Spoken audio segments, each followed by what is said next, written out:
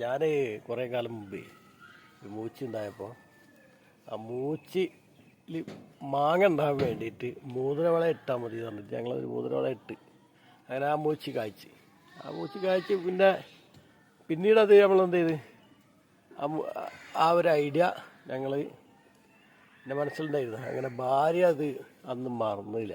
അവളെന്ത് ചെയ്ത് ഈ അവക്കാടൻ്റെ തെയ്യമ്മേ അത് പ്രയോഗിച്ച്. അപ്പോൾ അത് പ്രയോഗിച്ചപ്പോൾ അതിൽ വിളവെടുപ്പ് ഉണ്ടായി.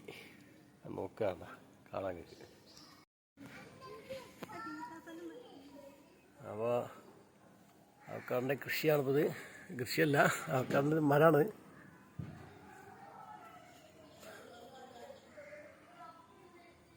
അപ്പോൾ മനസ്സിലാ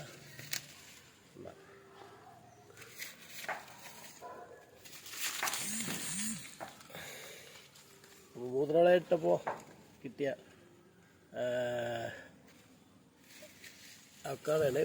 ബട്ടർപ്പഴം എന്ന് പറയും, വെണ്ണപ്പഴം, ബട്ടർപ്പഴം, അങ്ങനെ പലതും പറയുന്നു.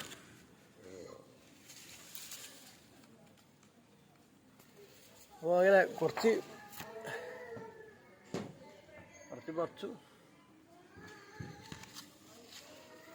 ഇനി അടുത്ത പ്രാവശ്യം ഒന്നും കൂടിയും ചിലപ്പം മുതിരവിളയും ഇടേണ്ടി വരും. ഓക്കെ എന്നാ.